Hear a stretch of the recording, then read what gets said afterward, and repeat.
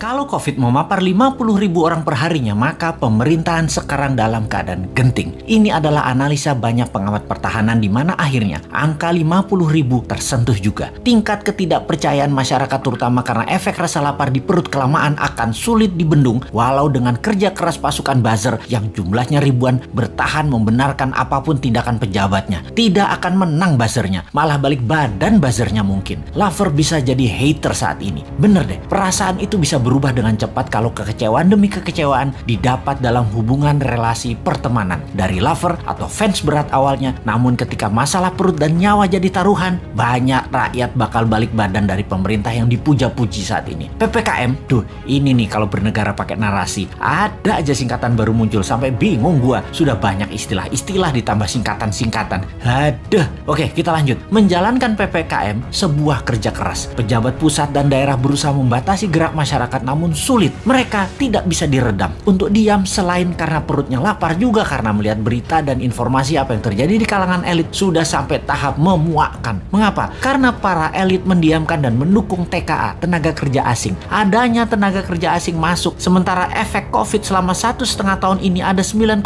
juta pengangguran karena pandemi ini, tetapi elit malah lebih mendukung TKA atau tenaga kerja asing. Hal ini sangat menohok hati masyarakat. Perbuatan memasukkan tenaga kerja asing tadi sungguh melukai banyak hati masyarakat. Ketika dipertanyakan kok diizinkan masuk, maka jawaban pejabat yang paling berwenang dan berkuasa tersebut adalah kita tetap harus dukung investor asing. Jangan sampai investor asing jadi kecewa dan merusak hubungan diplomasi dan ekonomi negara Indonesia. Asli saya enek perut saya mendengar pejabat tersebut bicara. Gila bener. Hak rakyat bertanya dikebiri dengan jawaban picisan dan hak rakyat untuk sehat dipermainkan. Rakyat lapar, Pak. Kok nganggap Tiongkok satu-satunya dewa penolong sih? COVID meledak ini adalah kegagalan Anda juga penanganannya. Kegagalan mengelola negara dan hebatnya pejabat yang maha serba bisa itu mengatakan kita minta bantuan Tiongkok. Gua blek pol lu ah. Tiongkok mau bantu gratis apa? Lu gile. Lalu di sebuah podcast jawaban Anda pedagang bener deh. Asli Anda ini pedagang. Gua pikir lu negarawan. Kok bisa yang maha baik di pucuk pimpinan masih menggunakan orang seperti begini? Ampun Gusti. Ujian apa bangsa ini sampai diberikan dan mendapat pemimpin dan pejabat model begini? Wahai Tuhan yang maha membalikkan hati, sudahilah hati mereka yang tersangkut karena kesederhanaan pencitraan menjadi mereka mendapat melihat dari sisi yang lain.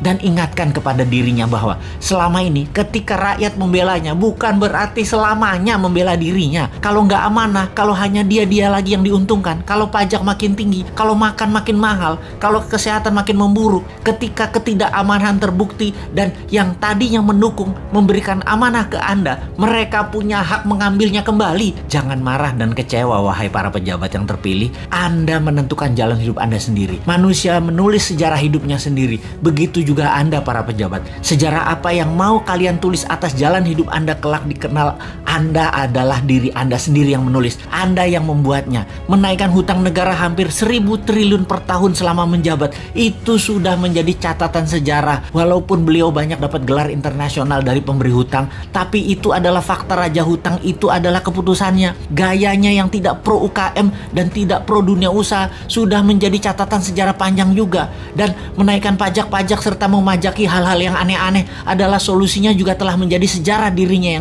yang dipilihnya untuk anak bangsa dan cicitnya mencatat dan melihat hal itu. Kembali ke COVID, untuk mencapai rekor tertingginya saat ini dan produk solusinya adalah terbanyak barang impor semua yang namanya antigen, PCR, vaksin, masker. Ada baiknya ke depan kita menggunakan produk-produk lokal yang dibiayai dengan strategi MMT, printing money. Duh, gregetan banget mau bantu negara ini. Sulit bener ya. 3 tahun lagi itu lama loh.